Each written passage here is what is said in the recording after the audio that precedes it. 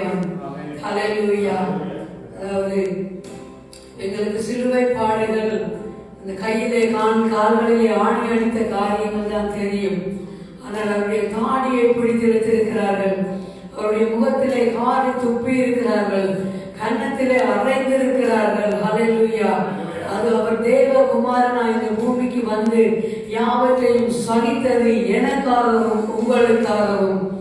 நான் இதை ஏன் அடிக்கடி சொல்லுகிறேன் என்றால், வாலிப பிள்ளைகள் நீங்கள் இந்த இடத்திலே நிற்கிறபடியினாலே நீங்கள் இந்த காரியங்களை உங்களுடைய முடிவு பரியந்தம் நீங்கள் இவைகளை பெற்றுக்கொள்ள வேண்டும். நான் சங்கீதத்தில் ஒரு வார்த்தை படித்திருக்கிறேன், சிறு வயதிலே நீ அவனுக்கு போதி அவன் அதை முதிர் வயது வரைக்கும் விடாதிருப்பான் என்ற நம்பிக்கையிலே இந்த வார்த்தைகளை நான் அடிக்கடி உங்களோடு சொல்லிக் கொண்டிருக்கிறேன். ஹல்லேலூயா. ஏனென்றால் பொல்லாத உலகத்திலே நானும் நீங்களும் வாழ்ந்து கொண்டிருக்கிறோம். உலகம் என்று சொன்னால் நாங்கள் வெளியே போகிற காரியங்கள் மாத்திரமல்ல, எங்களை சுற்றி இருக்கிற எல்லா காரியங்களும் உலகம்தான். இயேசு கிறிஸ்துவை தவிர அவர்கள் எல்லாவற்றுக்கும் நாங்கள் ஜாக்கிரதை உள்ளவர்களாய் இருந்தால் மாத்திரமே. என்னால் காலம் ஒரு வசனத்தை வாசித்தை நீங்கள் அறிந்த வசனம்தான், நீதிமான்களை ரட்சிக்கப்படுவது அரிதானால் பாவிகளும் இயேசு இல்லாதவர்களும் எங்கே போவார்கள் என்ற அந்த வசனம். ஹல்லேலூயா. எங்களுக்கு இயேசு இலவசமாய் தன்னுடைய கிருபையை கொடுத்து என்னை உங்களை மீட்டிருக்கிறார். ஒருவேளை அந்த இலவசமாய் அது கிடைத்தபடினாலே தான் எங்களுக்குள்ள நிர்விசாரங்களோ தெரியவில்லை. அன்பான தேவனுடைய பிள்ளைகளே, இயேசு உங்களை நேசிக்கிற தெய்வம். மற்ற தெய்வங்களைப் போல அவர் எந்த மனுஷனையும் தீட்டுள்ள மனுஷன் என்று தள்ளிவிடுகிற தேவன் அல்ல. அவர் உண்மையிலேயே தீட்டும் அசுத்தமும் வியாதியும் உள்ளவர்களை தான் இந்த பூமியிலே தேடி தீர்த்தார் சுத்தப்படுத்தும்படியாக. ஹல்லேலூயா. மனுஷன் தான் இன்னும் ஒரு மனுஷனிடத்திலே தீட்டையும் அசுத்தத்தையும் ஜாதியையும் பார்த்து கொண்டிருக்கிறார்கள். ஹல்லேலூயா. இயேசு உங்களை நேசிக்கிறார். ஹல்லேலூயா. இது ஒரு அருமையான பாடல், நாம் தொடர்ந்து பாடுவோம். ஹல்லேலூயா. ஹல்லேலூயா.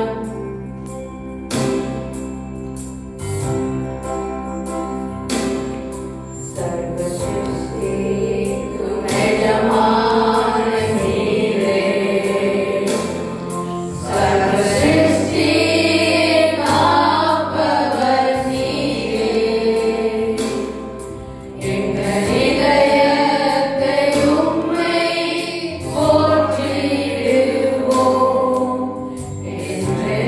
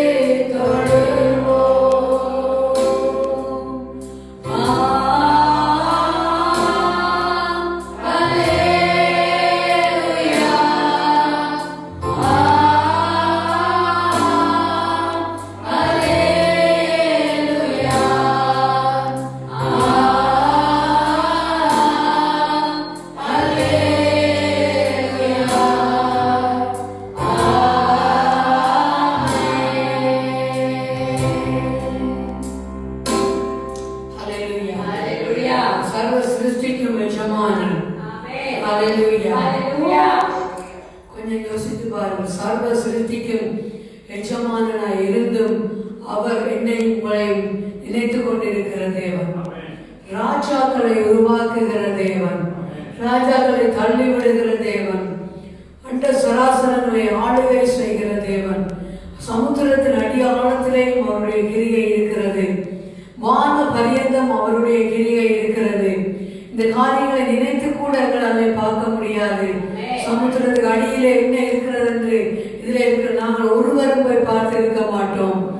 வானத்திலே என்ன காரியங்கள் நடக்கிறது என்று நாங்கள் அறிந்து மாத்திரம் இருக்கிறோம். ஆனால் அவைகள் எல்லாவற்றையும் அவர் தன்னுடைய கரத்தினாலே இயக்கி கொண்டிருக்கிற தேவன். கொஞ்சம் யோசித்து பாருங்கள். இவ்வளவு ஒரு வல்லமையான தேவனுடைய கரத்திலே எங்களை அவர் பொறித்து வைத்திருக்கிறாராம். ஹல்லேலூயா! எவ்வளவு பாக்கியம் பெற்ற ஜனங்கள் நாங்கள்.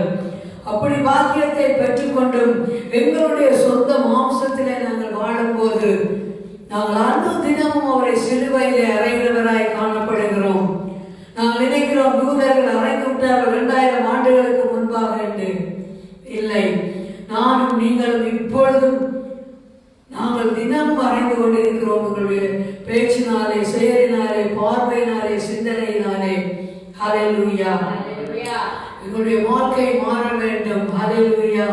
அப்பொழுதுதான் ஆண்டவர்கள் அடுத்த கட்டத்துக்கு கொண்டு போகிறான். என்னுடைய பிள்ளைகள் அடிக்கடி சொல்லுகிற காரியம், நீ வளர்ந்துட்ட, 11 வயசு உனக்கு ஆகிவிட்டது, இவ்வளவுதான் உனக்கு நீ நினைத்து விடாதே. நீ ஆண்டவரோடு நெருங்கத்தான் அவர் உன்னை தனக்கு பிரியமான பாத்திரமாய் வணைந்து கொள்ள முடியும். ஹல்லேலூயா! ஹல்லேலூயா! இது ஒரு அருமையான பாடு. நாங்கள் பாடி சிவத்துக்குள்ளாய் கடந்து செல்வோம். ஹல்லேலூயா! ஹல்லேலூயா! இந்த பாட்டுக்கு மியூசிக் தேவையில்லை நினைக்கிறேன். இருதயத்தின் அடி ஆழத்திலே இருந்த பாடல் வரிகளை நாங்கள் உச்சரித்து பாடப் போகிறோம். ஒரு ஜெபமாக நாங்கள் பாடப் போகிறோம். ஹல்லேலூயா! எல்லாரும் சேர்ந்து பாடுங்கள். யாக்கோபின் தேவன் என் தேவன், எனக்கென்றும் துணையவரே,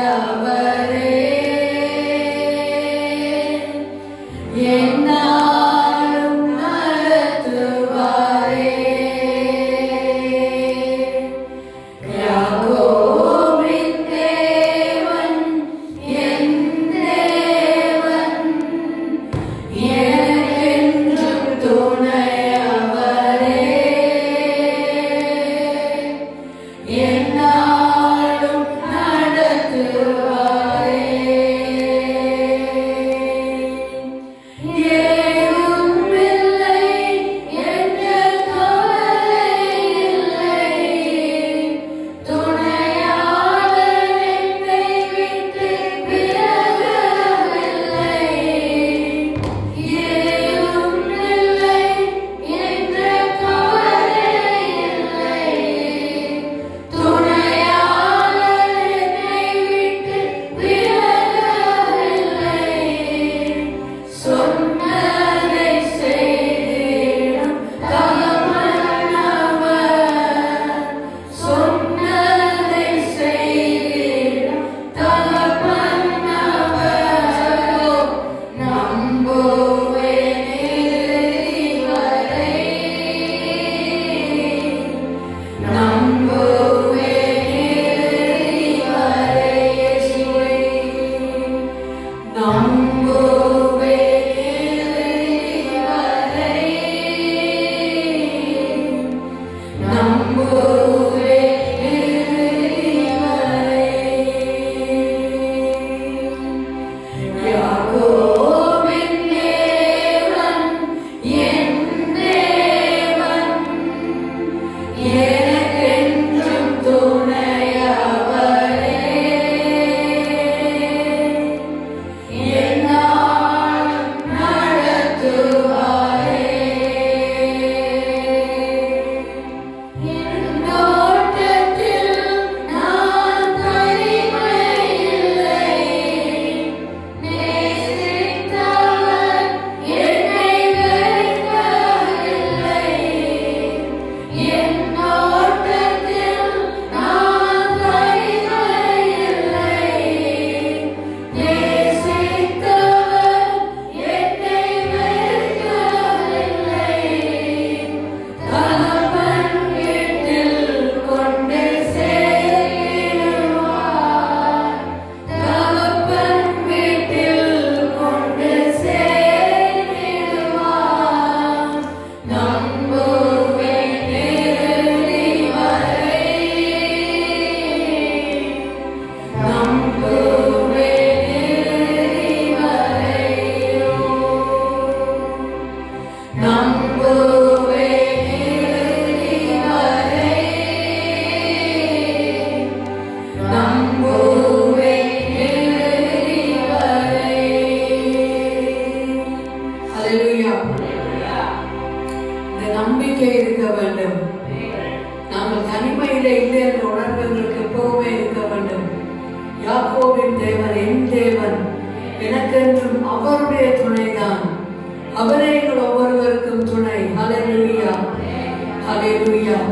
எங்கள் யோசேப்பு குழியிலே இருந்தபோது குழியிலே இருந்த தேவன், ஷத்ராக் மேஷக் ஆபேத்நேகோ அக்கினியிலே இருந்தபோது அவர்களோடு அக்கினியிலே இருந்த தேவன், தானியேலை சிங்கக்குகையிலே போட்டபோது அவர்தான் கூட இருந்து தானியேலை சிங்கங்களின் வாய்க்கு தப்புவித்த அதே தேவன் தான் இன்றைக்கு என்னோடும் உங்களோடும் இருக்கிறார். ஹல்லேலூயா. நாங்கள் எல்லாரும் ஒரு விசை முழங்காலிலே நின்று இலங்கை தேசத்துக்காக நாங்கள் ஜெபிக்க போகிறோம். இங்கே அரசாங்கம் மாறி இருக்கிறது. அந்த தேசத்தில் இருக்கிற எந்த ஜாதி மக்களுக்கும் எந்த பிரச்சனையும் வரக்கூடாது. தமிழர், சிங்களவர், முஸ்லிம்கள் என்று இல்லாதபடிக்கு எல்லாருடைய பாதுகாப்பையும் தேவன் உத்தரவாதம் பண்ணும்படியாக நாங்கள் ஜெபிக்க போகிறோம். இப்பொழுது வந்திருக்கிற அந்த ஜனாதிபதியினுடைய இருதயத்திலே கர்த்தர் ஆளுகை செய்ய வேண்டும். ஏனென்றால் ட்ரம்ப் அமெரிக்க தேசத்துக்கு தலைவராக வருகிற போது இப்படியான காரியங்கள் அநேகமாய் வந்தது. ஆனால் தேவன் அவருடைய இருதயத்தை மாற்றினது போல இப்பொழுது இலங்கை தேசத்துக்கு வந்திருக்கிற அந்த ஜனாதிபதியுடைய இருதயத்தையும் தேவன் மாற்றும்படியாக நாங்கள் ஜெபிக்கும் போது தேவன் மாற்றி நல்ல தலைவராக இந்த தேசத்திலே வைப்பார். எல்லாரும் ஜெபியுங்கள். தயவு செய்து வந்திருக்கிற ஜனாதிபதியை கர்த்தருடைய கரத்திலே நீங்கள் ஒப்புக்கொடுங்கள். அவருடைய சிந்தனை, அவருடைய செயல்பாட்டில் அவர் நடக்கக்கூடாது என்று தேவனிடத்திலே சொல்லுங்கள். இலங்கை ஜனங்களை கர்த்தர் பாதுகாக்கும்படியாக கெஞ்சி மன்றாடுங்கள். ஹல்லேலூயா. இயேசுவே, வந்திருக்கிற அந்த ஜனாதிபதியை உங்களுடைய கரத்திலே நாங்கள் ஒப்புக்கொடுக்கிறோம் தகப்பனே. அந்த ஜனாதிபதியுடைய சிந்தனையை நீங்கள் பொறுப்படுத்த ராஜா. ராஜாக்களின் இருதயங்களை நீர்கால்களை போல திருப்புகிற தேவன் தாமே அந்த தேசத்தினுடைய ஜனாதிபதியின் இருதயத்திலே அப்பா நீர் பேசும்படியாக ஜெபிக்கிறோம் ஆண்டவரே. உம்முடைய ஆளுகை அந்த ஜனாதிபதியின் மேல் இருக்கட்டும் ஆண்டவரே. கடந்த காலங்களிலே நடந்தது போல எல்லாரும் ஆண்டவரே அந்த ஜனாதிபதியை உம்முடைய கரத்திலே ஒப்புக்கொடுக்கிறோம். இயேசுவே, உம்முடைய ஆளுகை அந்த ஜனங்களுக்கு இருக்கட்டும். கூட இருக்கிறவர்களோடு ஆண்டவரே உம்முடைய ஆளுகை இருக்கும்படியாக ஜெபிக்கிறோம் தகப்பனே. இயேசுவே, ஆட்சி மாற்றத்தின் மூலம் இலங்கை தேசத்தில் எந்த பயங்கரமான பாதுகாப்பு எந்த இன மக்களும் எந்த பாதிப்புகளையும் வரக்கூடாது. அப்பா, எல்லா இன மக்களையும் நீர் பாதுகாத்துக் கொள்ளும். மூன்று மக்களையும் நீர் பாதுகாத்துக் கொள்ளும். எந்த ரத்தம் சிந்துதலும் வரக்கூடாது. வெள்ளவை கடற்கரை இருக்கக்கூடாது. இயேசுவே, நீரே அந்த தேசத்தின் சமாதான காரணமாக இருந்து இலங்கை தேசத்தை பாதுகாத்துக் கொள்ளும் ஆண்டவரே. இலங்கை தேசத்தை பாதுகாத்துக் கொள்ளும்படியாக ஜெபிக்கிறோம். அந்த அதிகாரியான இருதயத்தை நீர் பொறுப்படும் ஆண்டவரே. நீர் பொறுப்படும் ஆண்டவரே. நீர் காதலை போல திருப்பி அந்த இருதயத்தை நீர் திருப்பும்படியாக ஜெபிக்கிறோம். தேவ பயத்துக்கு நேராக, கர்த்தரை அறிகிற அறிவுக்கு நேராக, தேவ சித்தங்களுக்கு நேராக அந்த இருதயத்தை திருப்பி போடும் ஆண்டவரே. மற்ற ஜனங்கள் எதிர்பார்க்காத ஒரு மாற்றத்தை அந்த ஜனாதிபதியின் இருதயத்திலே கொண்டு வந்தாண்டவரே. யாருமே எதிர்பார்க்காத ஒரு மாற்றத்தை அந்த ஜனாதிபதியின் இருதயத்திலே கொண்டு வரும்படியாக ஜெபிக்கிறோம் தகப்பனே. இயேசுவே, கடந்த ஆட்சியிலே இருந்த தலைவர்கள் உம்மை தேடி ஓடி வந்திருக்கிறார்கள் ஆண்டவரே. தேவ சமூகத்துக்கு வந்திருக்கிறார்கள் தகப்பனே. அதே போல இந்த ஆட்சியிலே இருக்கிறவர்களும் தேவ பயத்துக்குள்ளாய் கடந்து வர கிருபை செய்யும் ஆண்டவரே. அவருடைய வீடுகளை, பாடி வீடுகளை ஜெபத்திற்கு திறந்து விட கிருபை செய்யும் ஆண்டவரே. கிருபை செய்யும் ஆண்டவரே. இலங்கை தேசம் ஒரு ஜெப வீடாய் மாறட்டும் ஆண்டவரே. இலங்கை தேசம் ஒரு ஜெப வீடாய் மாறட்டும் ஆண்டவரே. தமிழின மக்கள், சிங்கள மக்கள், முஸ்லிம் மக்கள் எல்லாரையும் நீங்கள் பாதுகாத்துக் கொள்ளுங்க ஆண்டவரே. பாதுகாத்துக் கொள்ளுங்க ராஜா. இயேசுவே, மூவின மக்களையும் நீர் பாதுகாத்துக் கொள்ளும்படியாக உம்முடைய கரத்திலே நாங்கள் ஒப்பு கொடுக்கிறோம் ஐயா. ஒப்பு கொடுக்கிறோம். தொடர்ந்துமாக அந்த தேசத்திலே அப்பா உம்முடைய காரியங்களுக்கு, அதாவது சுவிசேஷத்துக்கு, சபைகளுக்கு எந்த பிரச்சனை வராதபடி நாங்கள் ஜெபிப்போம். தேவாலயங்களை பாதுகாக்கும்படியாக ஜெபிப்போம். ஹல்லேலூயா. இயேசுவே, சுவிசேஷத்துக்கோ ஊழிய காரியங்களுக்கோ எந்த தடையும் வரக்கூடாது ஆண்டவரே. இயேசுவே, நீர் பாதுகாத்தருளும். இலங்கை தேசத்திலே இருக்கிற சபைகளை பாதுகாத்தருளும். ஊழியர்களை பாதுகாத்தருளும். நடக்கிற ஜெப கூட்டங்களை பாதுகாத்தருளும். எந்த பிரச்சனையும் வரக்கூடாது ஆண்டவரே. சபை நடத்துவதற்கு எந்த பிரச்சனையும் வரக்கூடாது. சுவிசேஷங்களுக்கு எந்த தடையும் வரக்கூடாது ஆண்டவரே. எந்த தடையும் வரக்கூடாது. தேவனுடைய காரியங்கள் இன்னும் நடந்து கொண்டு போக வேண்டும் ஆண்டவரே. இன்னும் நடந்து கொண்டு போக வேண்டும் ஐயா. இயேசுவே, உம்முடைய கரத்திலே இலங்கை தேசத்தை ஒப்புக்கொடுக்கிறோம் ஆண்டவரே. உம்முடைய கரத்திலே இலங்கை தேசத்தை ஒப்புக்கொடுக்கிறோம்.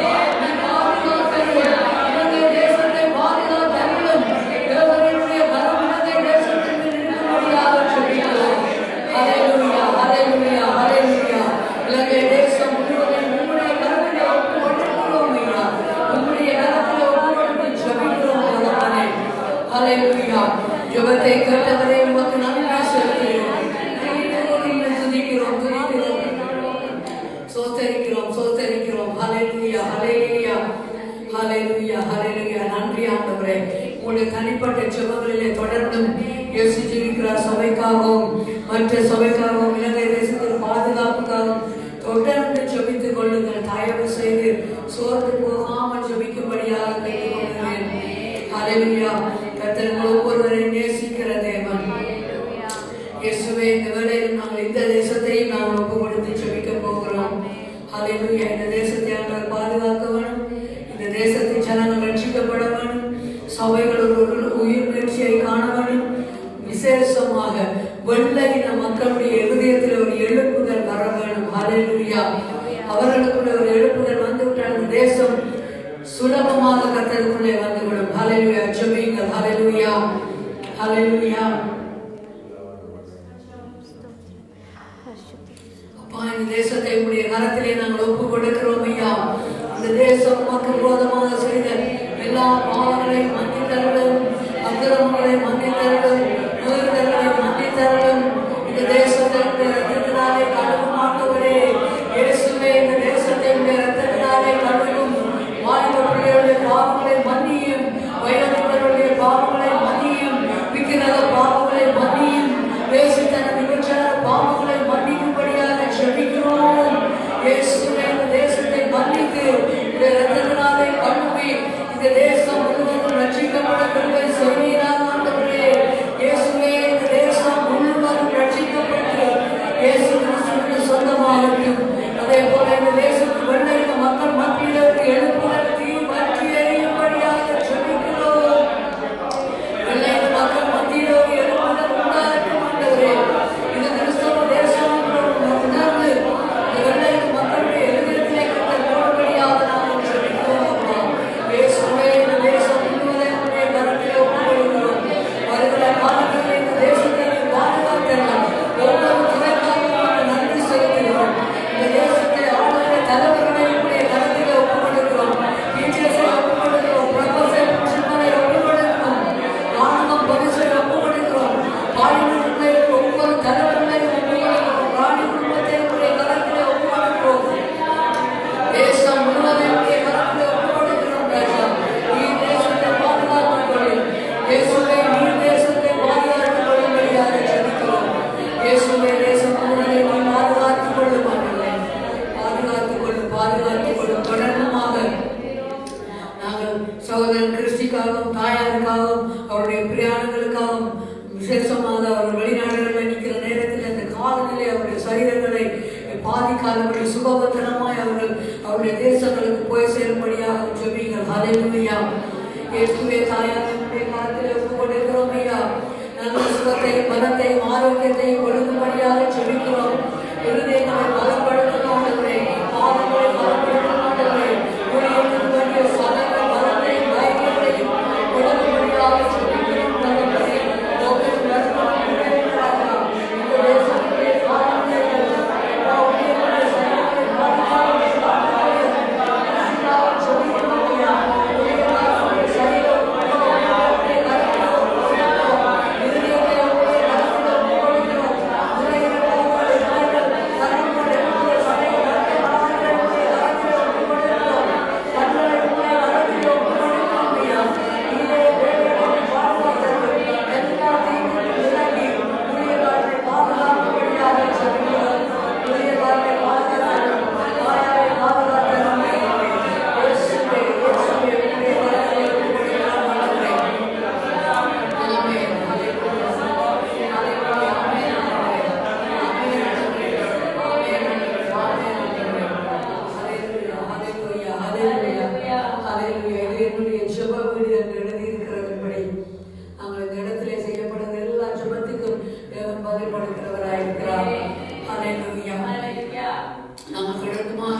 இந்த சபைக்குள்ளே இருக்கிற ஒவ்வொருவரையும் கர்த்தருடைய கரத்திலே ஒப்பு கொடுத்து ஜெபிக்க போகிறோம்.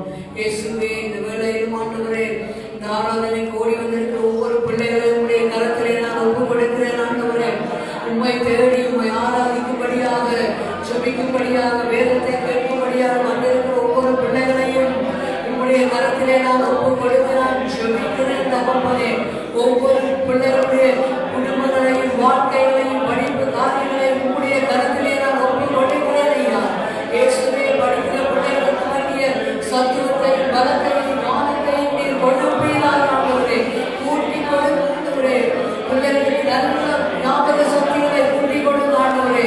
பிள்ளைகளுடைய பார்வைகளை நீங்கள் பொறுப்படுங்க ஆண்டவரே. இருதயங்களை பொறுப்படுங்க ஆண்டவரே. சரீர உறுப்புகள் ஒவ்வொன்றையும் கர்த்தர் பொறுப்படுத்தும்படியாக இந்த வாலிப பிள்ளைகளை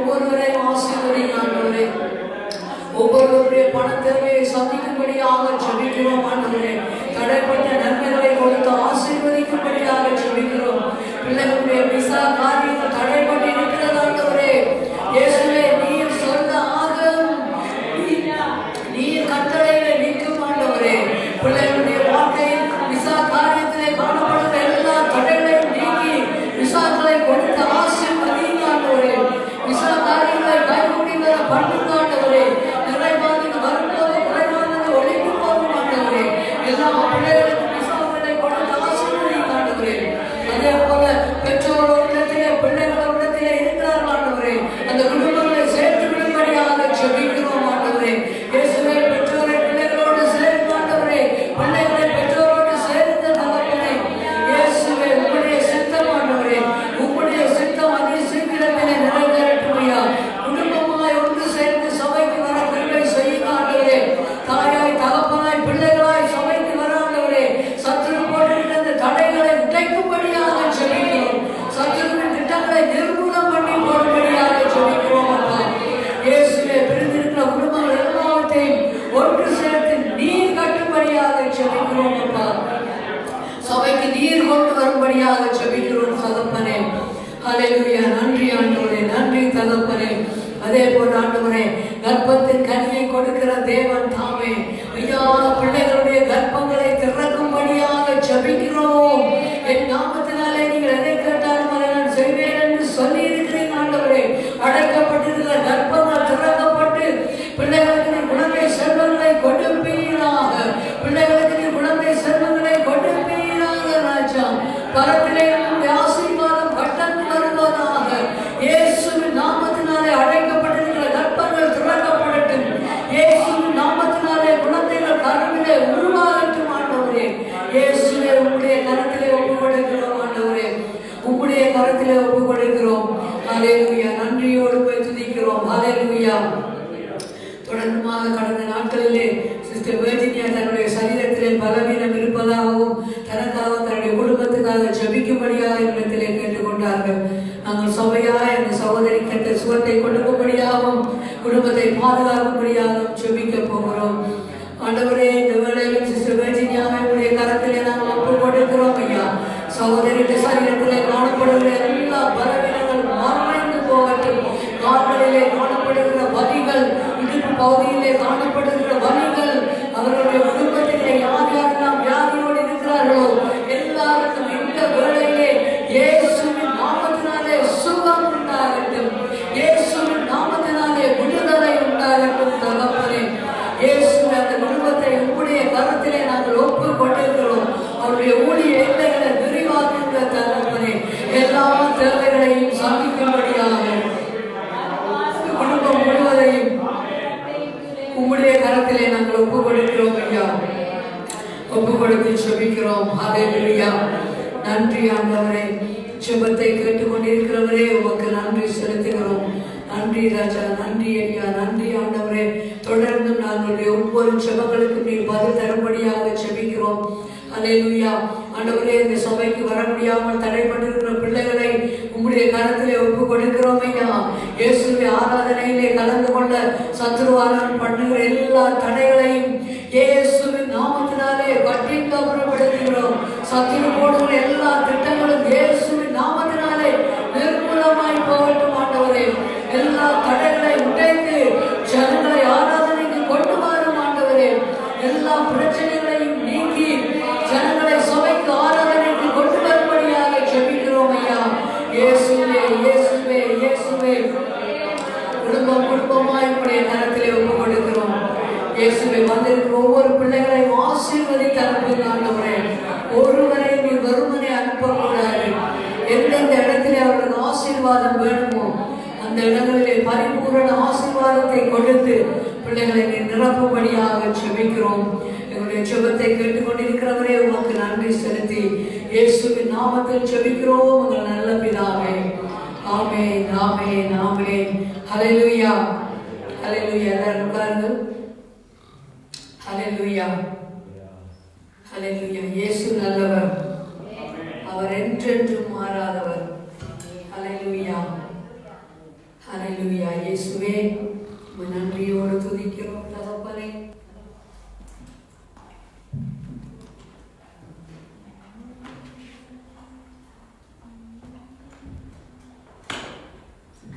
சில வார்த்தைகளை உங்களோடு பகிர்ந்து கொண்டு நான் முடிக்கிறேன். மத்தேயு 6ஆம் அதிகாரத்துக்கு வேதத்தை திருப்பிக் கொள்ளுங்கள். ஹல்லேலூயா.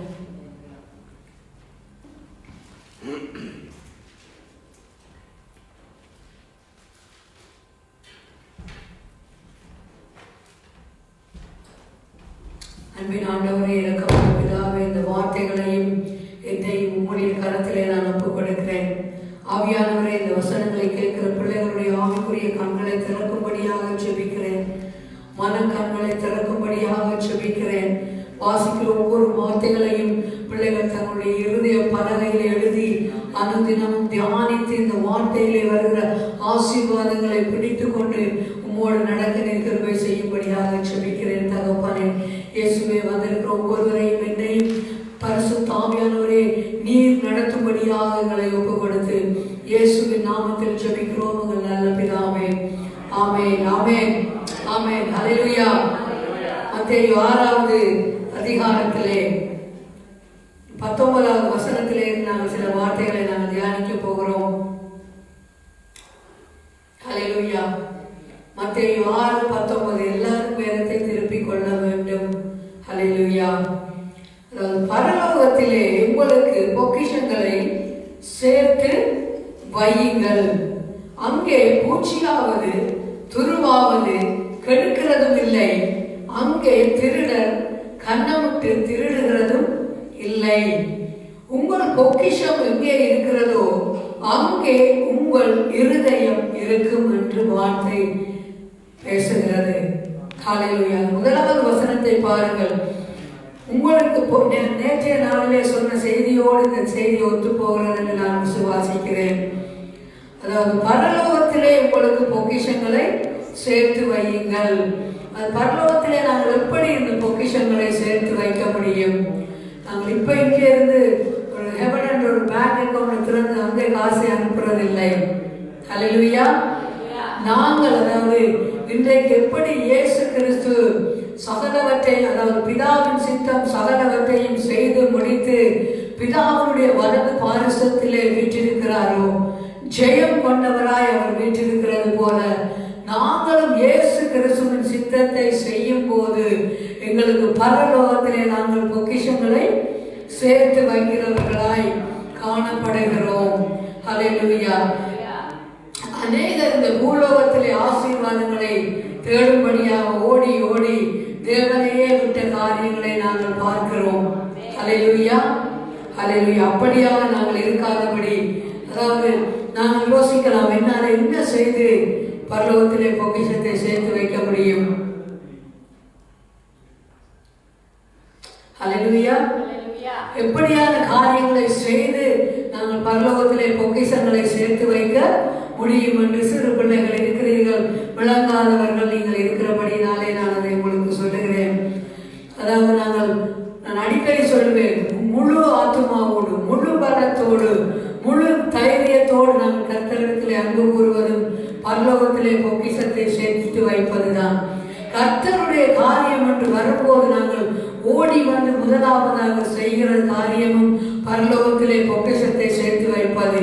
அடுத்ததாக நாங்கள் இந்த பூமியிலே இருந்து மற்றவர்களுக்காக ஜெபிக்கிற ஜெபங்கள் கூட பரலோகத்திலே நாங்கள் பொக்கிஷங்களை சேர்த்து வைப்பது. அடுத்ததாக பணம் வைத்திருக்கிறவர்கள் தேவனுடைய ஊழியங்களுக்கு பணங்களை கொடுத்து உதவி செய்வதும் பரலோகத்திலே நாங்கள் பொக்கிஷத்தை சேர்த்து வைப்பது போல. ஹல்லேலூயா. சரி, என்னென்ன பணமும் இல்லை ஒன்றும் இல்லைன்னு சொல்கிற நீங்கள், உங்களுக்கு பக்கத்திலே இருக்கிற உங்களுடைய வேலை செய்கிற இடத்துலையோ ஸ்கூல்லையோ யூனிவர்சிட்டியிலையோ உங்களுக்கு தெரிந்த ஒரு ஆளுக்கு நீங்கள் தேவனுடைய வசனத்தை சொல்லுவது கூட பரலோகத்திலே நாங்கள் பொக்கிஷத்தை சேர்த்து வைப்பது போலதான் அந்த வார்த்தை சொல்லுகிறது. இன்னொரு காரியம் அதில் சொல்லுகிறது, இங்கே பூச்சியும் துருவும் அவைகளை கெடுக்குமா? நாங்கள் இந்த உலகத்திலே சேர்த்து வைக்கிற ஐஸ்வர்யத்தை ஒரு நாள் பூச்சியும் புழுவும் கெடுக்கும், திருடரும் கண்ணமிட்டு திருடுவார்கள். சில வீடுகளில் நாங்கள் பார்த்திருப்போம், கொள்ளையடித்து கொண்டு போகிற காரியங்களை நாங்கள் அறிந்திருக்கிறோம். கள்ளன் வந்து கொள்ளையடிச்சுட்டு போகிற காரியம். ஆனால் பரலோகத்திலே நாங்கள் காரியங்களை பொக்கிஷத்தை நாங்கள் சேர்த்து வைக்கும் போது அங்கே யாருமே போய் அவைகளை திருட முடியாது. அங்கே நாங்கள் டிபாசிட் பண்ணின பணம் டிபாசிட் பண்ணினதுதான்.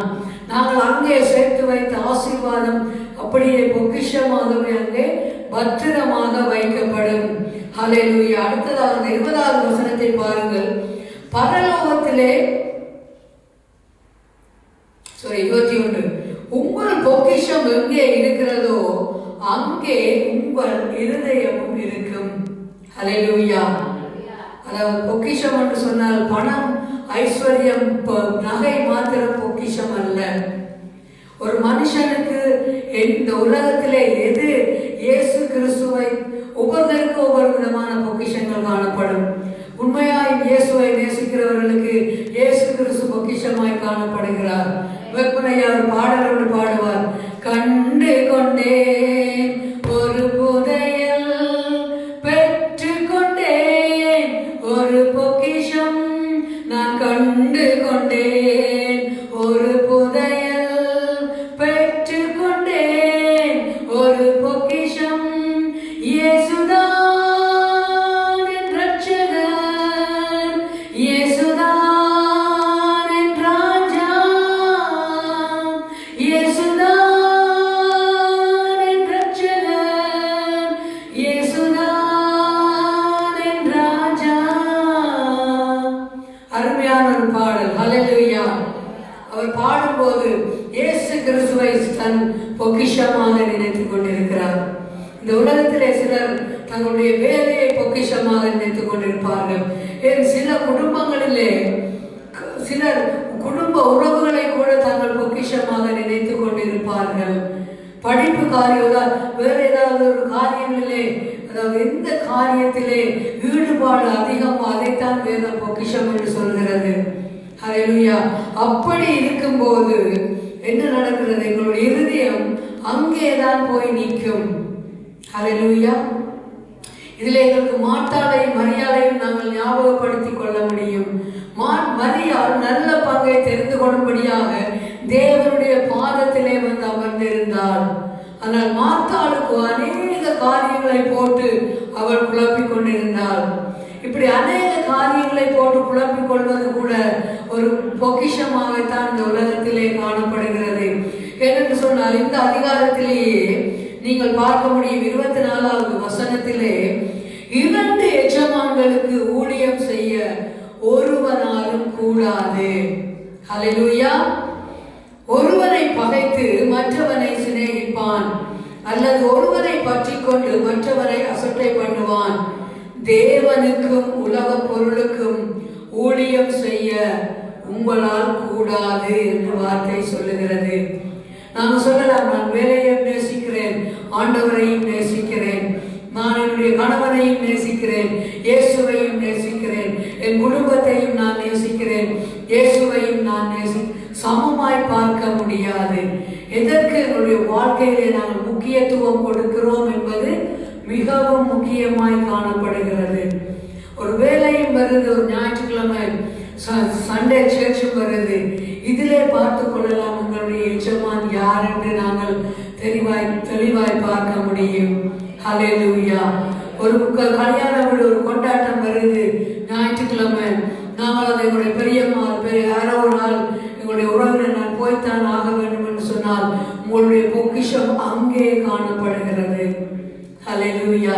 தேவனோடு எங்களுடைய பொக்கிஷம் இருக்கும்படியாக ஆண்டவர் சொல்கிறார். ஹல்லேலூயா. இந்த வசனம், அதாவது மத்தேயு 6ஆம் அதிகாரத்திலே கிட்டத்தட்ட நான் நினைக்கிறேன் 34 வசனங்கள் காணப்படுகிறது. இதில் வித்தியாசமான 34 வசனங்களுக்குள்ளே வித்தியாசமான பல செய்திகள் காணப்படுகிறது. நீங்கள் பார்த்தீங்கன்னு சொன்னால் 1ஆவதுல இருந்து 8வது வரைக்கும் ஒரு செய்தி, பிறகு 9ல இருந்து 13 வரைக்கும் ஒரு செய்தி, 14ல இருந்து 17 வரைக்கும் ஒரு செய்தி. நான் இன்றைக்கு எடுத்துக்கொண்டது 19வது அதிகாரத்தை. இதிலே பாருங்கள், அடுத்ததாக ஆண்டவர் சொல்றார். ஏன் அப்படி ஒரு காரியத்தை ஆண்டவர் சொல்றார் என்றால், அடுத்ததாக தைரியப்படுத்தும்படியாக உங்களுக்கு ஆண்டவர் வார்த்தையை சொல்லுகிறார். ஆகையால் எண்ணத்தை உண்போம், எண்ணத்தை குடிப்போம் என்று உங்கள் ஜீவனுக்காகவும், எண்ணத்தை உடுப்போம் என்று உங்கள் சரீரத்துக்காகவும் கவலைப்படாதிருங்கள் என்று உங்களுக்கு சொல்லுகிறேன். ஹல்லேலூயா. நான் இந்த காலங்களிலே நாங்கள் பார்க்கிறோம், வேலையின் நிமித்தமாக, அதாவது சரீரத்தின் தேவை நிமித்தமாக அநேகர் விசுவாசத்தை விட்டு வழுவி போகிறார்கள் என்று தீமோத்தேயுவிலே நாங்கள் பார்க்கிறது போல, நாங்கள் போன வாரத்திலே கூட ஆராதனை முடிந்த ஒரு சகோதரிக்கு நாங்கள் ஃபோன் பண்ணினோம். என்னுடைய சகோதரி ஃபோன் பண்ணி, சிஸ்டர் நாங்கள் இந்த இடத்துல உங்களுக்கு பக்கிட்ட தான் தூர கூட இல்லைன்னு சொல்லி ஆராதனைக்கு வரும்படியாக நாங்கள் அழைத்த போது அந்த சகோதரி இல்லை நான் சண்டே வேலைக்கு போனால் ஏதோ ஒரு அமௌண்ட்டை சொல்லி எனக்கு அவருக்கு அவ்வளவுக்கு பே பண்ணுவார்கள் என்று சொன்னார்கள். ஹல்லேலூயா. ஆனால் அவர்களுக்கு நம்பிக்கை இல்லை, இயேசு கிறிஸ்துவுடைய வாழ்க்கையிலே இல்லை.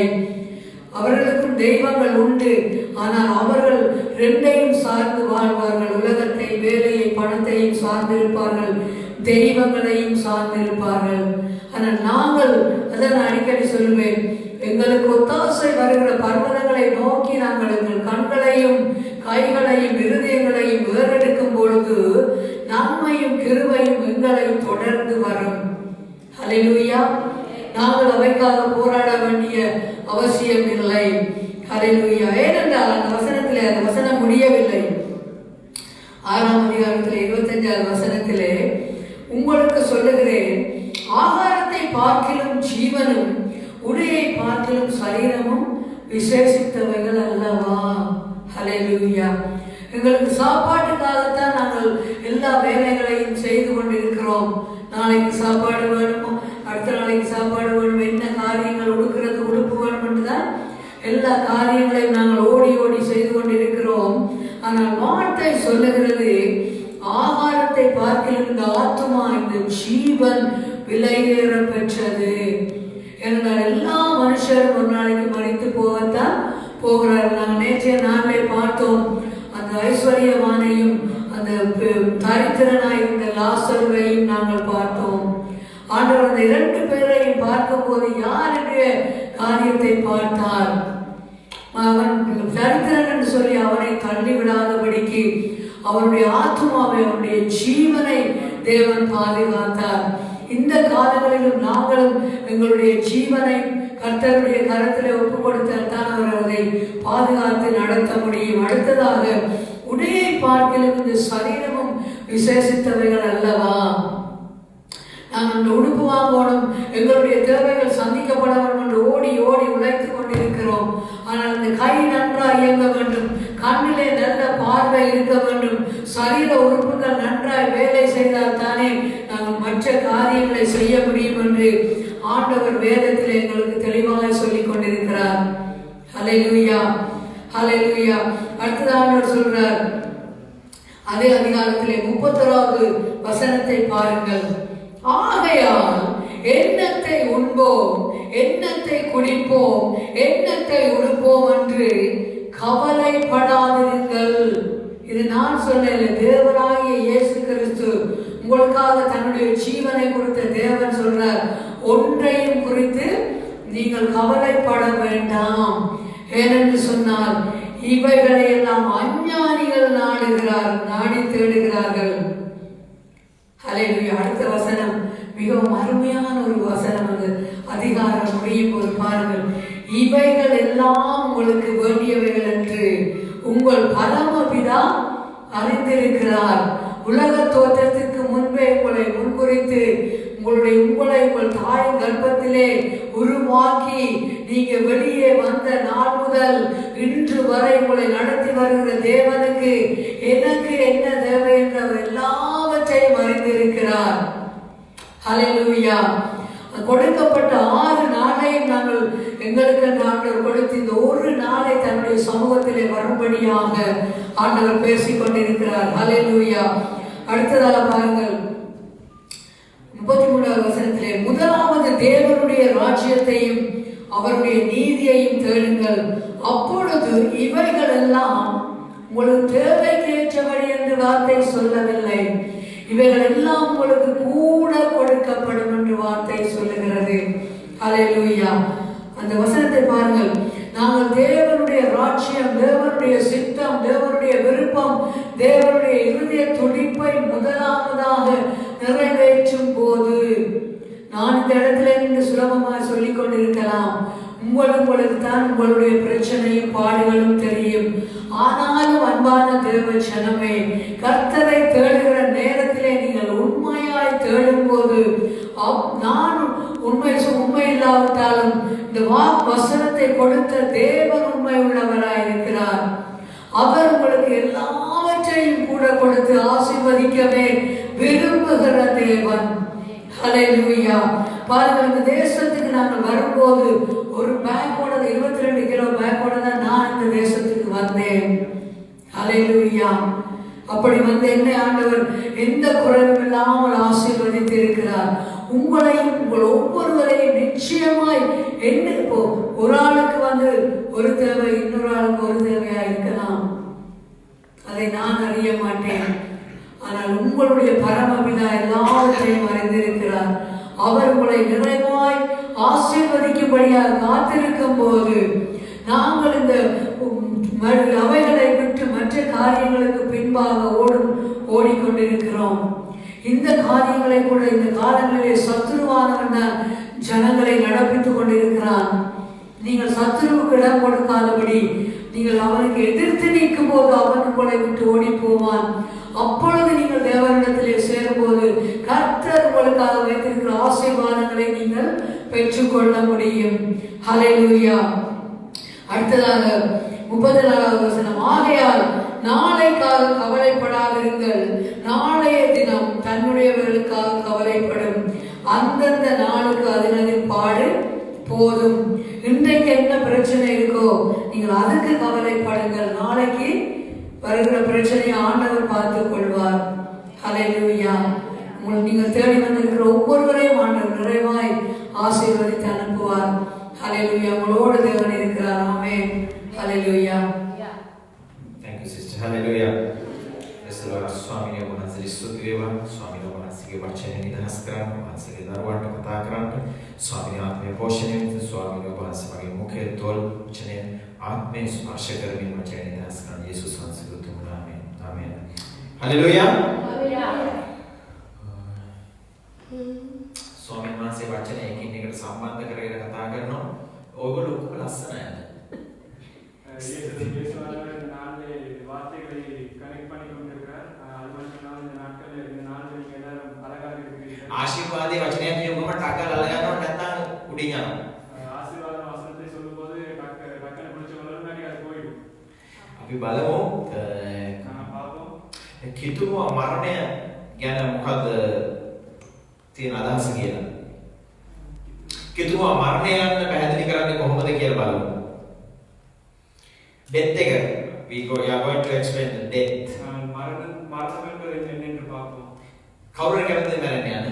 யாருக்காவது இங்க ஆசை இருக்க சாகிறதுக்கு? එහෙම කවුරුත් කැමති නැහැ. හැබැයි යේසුස් වහන්සේගේ ගෝලියෝ disciples-ලා ගොඩ දෙනෙක් වෙද ශාස්ත්‍රීය කාර්ය විශ්ේද මරුණා. இங்க இருக்க யாருக்கும் மரிக்க ஆசை இல்லை. ஆனால் இயேசுவோட டிசைபிள்ஸ் எல்லாரும் மரணத்தை சந்தித்தார்கள். මරණය කියලා කියන්නේ අපිට මූණ දෙන්න තියෙන අන්තිම සතුරක්. மரணம் என்பது நான் எப்படியுமே ஃபேஸ் பண்ண வேண்டிய ஒரு விஷயம் நம்ம லைஃப்ல. එහෙම නේද? அப்படிதானே? එයාට අපි ෆේස් කරන්න ඕන. அதை நான் ஃபேஸ் பண்ணி ஆகணும். 1 කොරින්ති 15:26 කියනවා 1 கொரிந்தியர் 15:26 சொல்கிறது. මරණය තමයි අපේ අන්තිම සතුරා කියලා. மரணம் தான் நம்ம கடைசி ஃப்ரெண்ட். 1 Corinthians chapter 15 verse 26.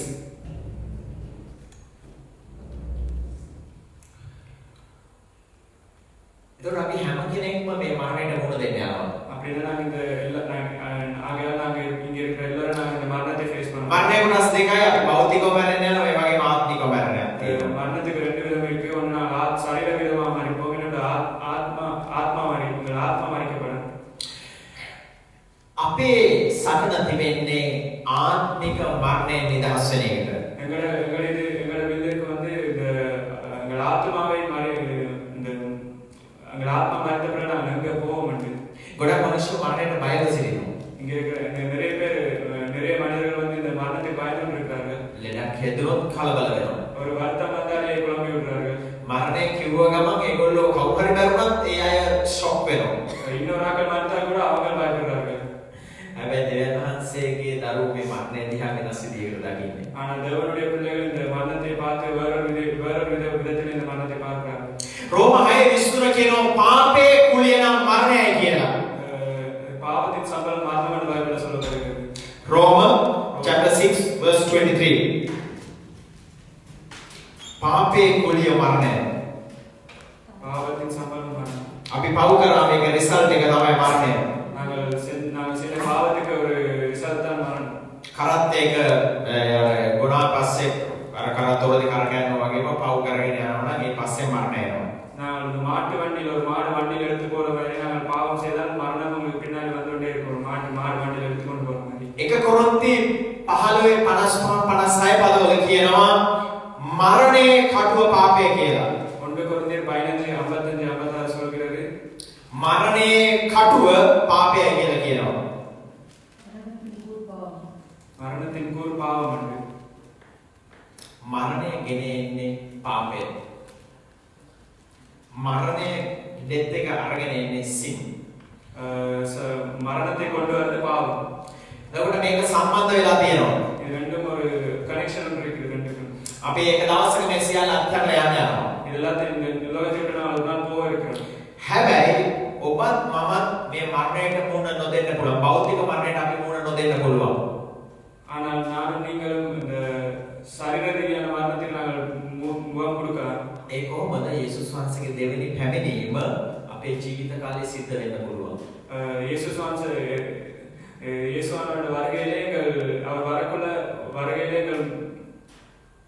එහෙම නැත්තම් අපි මරණයට පස්සේ அப்படி ස්වාමීන් වහන්සේ සමුග වෙන්න යන්න පුළුවන්. அப்படி இல்லாட்டி நான் மரித்த பிறகு இயேசுவிடம் போகலாம். හැබැයි අපිට බලාපොරොත්තුවක් නැහැ ස්වර්ගයට ගිහිල්ලා වාහන ගන්න, ගෙවල් හදන්න, එහෙත් මේ ලයිෆ් එක නෙමෙයි එහෙ තියෙන්නේ. ஆனா எங்களுக்கு உத்தரவாதம் இல்லை நாங்கள் ஹெவனுக்கு போய் வாகனம் வாங்கி வீடு வாங்கி இருப்போம் என்று. මනුෂ්‍ය කතා කරා. ඒ මනුෂ්‍යයා ඇත්තටම මේ අන්‍යාගමික මනුෂ්‍යයා කිව්වා යා ඒගොල්ලෝ දකින්න විදියට මේ ඒගොල්ලෝ එහෙ භාර්යාව පවා මේ සරණ පාවාගෙන ජීවත් වෙන්න යන එකක් තමයි ඒගොල්ලන්ගේ ඒ බලාපොරොත්තු වෙන ලයිෆ් එක. ஒரு மனுஷனிடத்தில் பேசினார். அவர் கிறிஸ்டியன் இல்லை, அவர் வேற ஆள் சொன்னார் தன்னுடைய வைஃபோடு தான் ஹெவன்ல வாழ்ற மாதிரி நான் சொல்லியிருக்கேன். පොළොවේ හොඳට ජීවත් වෙන භාර්යාව තමයි එහෙදිත් අපිට හම්බෙන්නේ කියලා කිව්වා. ස්වර්ගයේ ඉන්නේ හොඳ එක්කලා තමයි හම්බෙන්නේ කිව්වා. நான் இந்த உலகத்துல எங்களோட இருக்கிற மனைவி நல்ல ஒரு மனைவி கிடைக்கிற மாதிரி அது மாதிரி எங்களுக்கு பரலோகத்துல ஒரு நல்ல மனைவி கிடைக்கும்னு சொல்லியிருக்கேன். ඇත්තටම ඒක නෙවෙයි අපේ ඉටර්නල් ලයිෆ් එක. ஆனா உண்மையிலேயே எங்களோட வாழ்க்கை அப்படி අපි මහිමවත් ශරීරයකින් ස්වාමීන් වහන්සේ අපි මුගෙට යන්න යනවා. நான் ஒரு பரிசுத்தமான சரீரத்தோடு இயேசுவிடத்தில் போகிறேன். අපි මේ වගේ ශරීරයකින් නෙවෙයි උන්වහන්සේ අපි මුගෙට යන්න යන්නේ. நான் இந்த சரீரத்தோடு போக மாட்டேன்.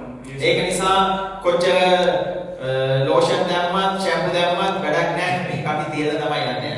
அதனால நான் எவ்வளவு க்ரீம் போட்டாலும் லோஷன் போட்டாலும் பிரயோஜனம் இல்லை. நான் இதை விட்டுட்டு தான் போக போறோம். ඇත්තට අපි කොස්ටියම් වලට කොච්චර වියදම් කරනවද? உண்மையிலே நாங்கள் உடுப்புகளுக்கு எவ்வளவு காசு செலவழிக்கிறோம். හැබැයි අපිට ඉතුරු වෙන්නේ යන්නේ අපේ ආත්මය තමයි සදාකාලිකව ஆனா තියෙන්නේ. எங்களுக்கு மிச்சமா இருக்க போறது எங்கள் ஆத்மா மட்டுமே. ආමේන් හලෙලූයා. ஹல்லேலூயா. දැන් ඇදහිල්ලෙන් නොවන සියල්ල පාපයව තිබෙනවා. මරණේ පාපේ කුලිය මරණයව තිබෙනවා. ඒ වගේම ඇදහිල්ලෙන් නො සියල්ල පාපයව තිබෙනවා. பாவத்தின் சம்பளம் மரணமா இருக்கிறது. அது ඇදහිල්ල faith. faith එක. එතකොට පාස්ටර් එහෙනම් හැම දෙයක්ම පාපය නම් කණ එකත් පාපයද කියලා ප්‍රශ්නයක් තියෙනවා. பாஸ்டர் அப்ப நாங்க செய்யற எல்லாமே பாவம். நான் சாப்பிடுறது பாவமான ஒரு கேள்வி இருக்குது. පෙරේද ඊයේ තිබුණේ ඉලෙක්ෂන් එකේ ඉලෙක්ෂන් ඩියුටි කියපු 50 ස්ටාෆ් එක කෑම ෆුඩ් පොයිසන් එලා ඒගොල්ලෝ සික්. நேற்று இடத்துல நடந்த எலெக்ஷன்ல 50 பேருக்கு வந்து ஃபுட் பாய்சன் ஆகி ஹாஸ்பிடல்ல இருக்காங்க. ඇවිදින එකත් පාපයද කියලා අහන්න පුළුවන්. நடக்கிறது பாவம் நீங்க கேட்கலாம். ඇවිදින එකත් පාපය. நடக்கிறது ஒரு பாவம். ඒක මොකද වෙන්නේ? அது எப்படி நடக்கும்? ඇවිදින එක මෙහෙම ඇවිද්දොත් පාපයට වැටෙනවා. அது ஒரு விதமா நடந்தா அது ஒரு பாவம். ඇවිදින ක්‍රමයක් තියෙනවනේ. ඒ විදිහට ගියා නම් හරි. நடக்க ஒரு வழி ஒன்று இருக்கு. அது மாதிரி ஒழுங்கா நடந்தா ஓகே. මොකද කෑම නිසා සහෝදරය බාධාවටපත් වෙනවා නම් එතන පාපයක් වෙනවා. ஒரு சாப்பாடு நிமித்தம் ஒரு ஆள் வருத்தத்துக்கு போயிடுறாருன்னா ஒரு பாவம் நடக்குது. අපේ ඇඳුම අපේ හැසිරීම නිසා යම් මිනිස්සෙක් බාධාවටපත් වෙනවා නම් එතන පාපයක් වෙනවා. මොකද එයාගේ හදවත බිඳෙනවා. நாங்கள் எங்கள் லைஃப் ஸ்டைல் நாங்கள் இப்போ ஒரு உடுப்பு நிமித்தம் நிமித்தம் ஒரு ஆள் பாவத்துக்கு தள்ளப்படுகிறாருன்னா அங்கே ஒரு பாவம் இருக்குது. ඒක නිසා තමයි කිතුනෝ කැම කන්න ඉස්සර වෙලා ස්වාමීන් වහන්සේට ස්තුති ආඥා කරලා කැම කන්නේ. thanks කරනවා. உணவு உண்பதற்கு முன்பாக நாங்கள் நன்றி சொல்லிட்டு சாப்பிட்டோம். ස්වාමීනි මේ ඔබ වහන්සේ දුන්න ආහාර නිසා ස්තුති. ඥානනේ ඔබ වහන්සේ මේ ආහාර අපේ ශරීරයට ශක්තියක් වෙන්න කුසගෙන් ඉන්න මනුෂ්‍යයන්ටද ආහාර ලැබෙන සලසන්න කියලා අපි කෑම කන්න ඉස්සරලා දෙවියන් වහන්සේට ස්තුති කරන්නේ ඇදහිල්ලේ. ஆண்டவரே நாங்கள் உண்பதற்குள்ள ஆண்டவரே அந்த உணவை உண்பதற்கு முதல்ல ப்ரே பண்ணணும். இந்த உணவுகளை உடம்புக்கு ஆசீர்வாதம் இருக்கணும். இல்லாத சாப்பாடு කෑම දැක්ක ගමන් කටකලා ගහගෙන යනකොට ඇත්ත ප්‍රශ්නයක් තියෙනවා. இல்லாட்டி சாப்பாடை கண்டவனது வாயில போட்டா அது பிரச்சனை ஆயிடும். බයිබලෙන් තියෙනවා අපි ගන්න කෑම නිසා තව කෙනෙක් බාධාවටපත් වෙන්න හොඳ නැහැ කියලා. සහෝදරය බාධාවටපත් වෙන්න හොඳ නැහැ කියලා. நாங்க சாப்பிடுறது நிமித்தம் இன்னொருத்தர் பிரச்சனைகள் போக கூடாதுன்னு பைபிள்ல இருக்கு. යන ගමන තුල ආරම්භ කරන්න ඉස්සර වෙලා අපි දෙවියන් වහන්සේට ආඥා කරන ස්වාමීනි ඔබ වහන්සේ මේ ගමන් කරන වාහනය ආරක්ෂා කරන්න, අපේ ගමන ආරක්ෂා කරන්න, ඔබ වහන්සේගේ දේවල රැකවරණයට බාර වෙනවා කියලා ගමනක් පටන් ගන්න ඉස්සෙල්ලා ආඥා කරන්නේ ඇදහිල්ලෙන් ස්වාමීන් වහන්සේගේ කරුණාවෙන් නේද? நாங்கள் ஒரு பயணத்துக்கு போகிறதுக்கு முன்பாக இந்த வானத்தை பாதுகாத்துக்கணும் இயேசுவிடத்தில் நாங்கள் கேட்கறது ஃபெய்த்ல நாங்கள் கேட்கிற ஒரு விஷயம் அது. ඒක නිසා කතත් බොතත් මොඩයම් දේ කරත් පළමුව ස්වාමීන් වහන්සේට යාඥා කරන්න. நீங்கள் என்ன உங்க லைஃப்ல ஸ்டார்ட் பண்ணாலும் செய்யறதாலும் என்னவா இருந்தாலும் முதல்ல இயேசுவுக்கு நன்றி சொல்லி ப்ரே பண்ணிட்டு ஸ்டார்ட். ඒ නිසා මේ සහෝදරයා කිව්වා දවස් කිහිපයකට කලින් සහෝදරයෙක් වාහනය යනකොට ඇක්සිඩන්ට් වෙලා මේ ඔළුවේ භාගයක් එළිය දැන් කොහොම? இந்த சகோதரர் சொன்னார் 2-3 நாளைக்கு கொஞ்ச நாளைக்கு முதல்ல ஒரு பிரதர் வந்து ஆக்சிடென்ட் ஆகி இந்த கோமா ஸ்டேஜுக்கு போயிட்டாங்க. තව සහෝදරයෙක් මොකද පිකල් වගේ කෑමකට අරගෙන ඒක ඇඩික්ට් වෙලා ඒක ඒ නිසා එයා ඩෙත් වෙලා. இன்னொரு சகோதரி இருக்கிறார். அவர் பிக்கல் என்ற ஒரு உணவை உண்டு அவர் அடிக்ட் ஆகி அதுக்கு மறைத்து விட்டார் சாப்பிட்டு. මේ වගේ නොයෙක් දේවල් වලින් පාපයත් එක්ක ඇදහිල්ලක් නැතුව කරන දේවල් වලින් පාපය සම්බන්ධ වෙලා මරණය මිනිස්සුන්ට වෙනවා. ஒரு விசுவாசம் இல்லாமல் செய்யற காரியங்கள் நிமித்தம் உங்களுக்கு பாவம் வருகிறது. அது நிமித்தம் உங்களுக்கு மரணம் வருகிறது. ඒ නිසා අපේ ගමන් කරනකොටත් ඇදහිල්ලක් ආඥාවක් නැතුව ගියොත් අනතුරු වෙන්න පුළුවන්. මරණය එන්න පුළුවන්. நாங்கள் இந்த லைஃபை கொண்டு போயிடும் நாங்கள் ஜெபம் இல்லாமல் பிரேயர் இல்லாமல் தேங்க்ஸ்கிவிங் இல்லாமல் போனால் எங்களுக்கு மரணம் வரலாம். ඒ මරණය පිලිප්පි 2:5-11 කියනවා. පාවුල්තුමා කියනවා මරණය මිනිසාට ලාභයක් කියලා. பிலிப்பின்ஸ் 2:5-15 சொல்லுது. පිලිප්පි 2:5-11 වෙනකම් අපි කියමු.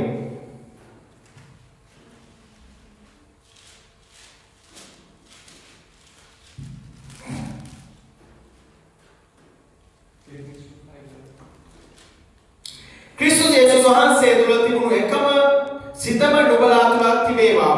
උන්වහන්සේ දෙවියන් වහන්සේගේ රූපකාරය දන්නසේ දෙවියන් වහන්සේට සමානව සිටීම තමන් විසින් අල්ලාගෙනම සිටිය යුතු වස්තුවකයි නොසිතා එය ඉවත් කර දාසයෙකුගේ ස්වරූපයගෙන මනුෂ්‍යයන්ගේ සමානත්වයට පැමිණීසේක. මනුෂ්‍යාකාරයෙන් සිටිය කලත් මරණය එසේය කුරුසේ මරණය දක්වා කීකරුසේක. එබැවින් දෙවියන් වහන්සේ උන්වහන්සේව ඉතා උසස් කොට සියලු නාමවලට වඩා උසස් නාමය උන්වහන්සේට දුන්සේක. එසේ කළේ ස්වර්ගයේද පොළොවේද පොළොවේ යටද සියල්ලන් යේසුස් යන නාමයෙන් දරනවන පිණිස යේසුස් ක්‍රිස්තුස් වහන්සේ ස්වාමීන් වහන්සේ බව පිය වූ දෙවියන් වහන්සේගේ ගෞරවය සදා සියලු දිවවලින් ඒත්තු ගන්නට පිණිසත්ය. அவர் தேவனுடைய ரூபமாய் இருந்தும் தேவனுக்கு சமமானதை கொள்ளையாடின பொருளாய் எண்ணாமல் தம்மை தாமே வெறுமையாக்கி அடிமையின் ரூபமெடுத்து மனுஷர் சாயலானார். அவர் மனுஷ ரூபமாய் காணப்பட்டு மரண பரியந்தம், அதாவது சிலுவையின் மரண பரியந்தம் கீழ்ப்படிந்தவராய் தம்மை தாமே தாழ்த்தினார். ஆதலால் தேவன் எல்லாவற்றுக்கும் மேலாக அவரை உயர்த்தி இயேசுவின் நாமத்தில் வானோர் பூதலத்தோர் பூமி கீழருடைய முழங்கால் யாவும் முழங்கும்படிக்கும் பிதாவாகிய தேவனுக்கு மகிமையாக இயேசு கிறிஸ்து கர்த்தர் என்று நாமங்கள் யாவும் அறிக்கை பண்ணும்படிக்கும் எல்லா நாமத்துக்கும் மேலான நாமத்தை அவருக்கு தந்தருளினார். සුදේ මේ වචනේ කියන 7 වෙනි පදය 8 වෙනි පදය දාසයෙකුගේ ස්වරූපයගෙන මනුෂ්‍යයන්ගේ සමානත්වයට පැමිණිසේක. මනුෂ්‍යාකාරයෙන් සිටිය කලත් කුරුසේ මරණය දක්වා ගිය කුරුසේක. දැන් මේ කුරුසේ මරණයට නිදොස් ලේ තමයි වගුරුවන්න උනේ. යේසුස් වහන්සේ නිදොස් ලේ කුරුසේ වැගිරෙව්වා ඔබත් මාත් උදෙසා.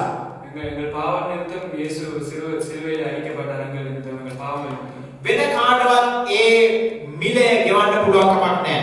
இது வேற யாராலையும் இந்த கடனை எங்களுக்கு கொடுத்து முடிக்க முடியாது. ඒක නිසා යේසුස් දෙවියන් වහන්සේ යේසුස් වහන්සේ ලෙස පොළොවට පැමිණිලා මනුෂ්‍යාකාරයෙන් මේ මරණයට මුහුණ දුන්නා. தேவனானவர் இயேசுவின் ரூபத்தில் வந்து இந்த பாவங்களுக்காக எங்களுக்காக அடித்து மறிக்கப்பட்டார். බොහෝ දෙනෙක් මේ කුරුසේ බලය දෙනවා කියලා හිතාගෙන කුරුසේ තියාගෙන ඉන්නවා. සමහර වෙලාවට වාහනවල යන්න කලින් ඔබ දැකලා ඇති සමහරු වාහනේට වදිනවා. එහෙම නැත්නම් වාහනේ ක්‍රොස් එක අදිනවා. එහෙම නැත්නම් ක්‍රොස් එක එල්ලලා තියෙනවා. இந்த சிலர் இங்கே இருக்கிறாங்க. சிலர் வந்து இந்த குருசை வந்து இந்த கும்பிடுகிறார்கள். கடவுள் சில பேர் வாங்க பயணம் செய்யறவங்களுக்கு சிலுவை போடுகிறார்கள். ඔබ මෙහෙම කරනවා කුරුසේ අදිනවා. குருசையை போடுகிறார்கள். කුරුසේ තියෙන්නේ අපරාධය. එහෙම නැත්නම් ලේ වැගිරීම.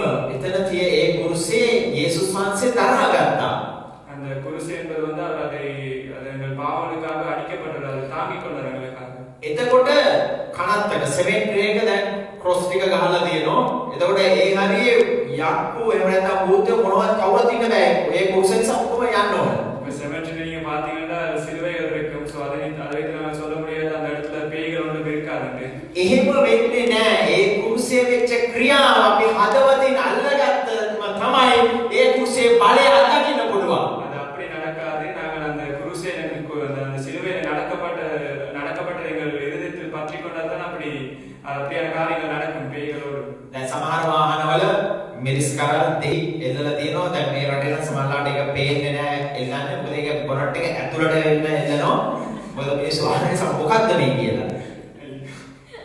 வாகனங்களுக்கு முன்பாக அந்த எலுமிச்சம்பழம் தேசிக்காக தொங்க விடுவார்கள். இந்த தேசத்துல காண முடியாது. ஆனால் அது பொனட்டுக்குள்ளேயும் தொங்க விடணும்.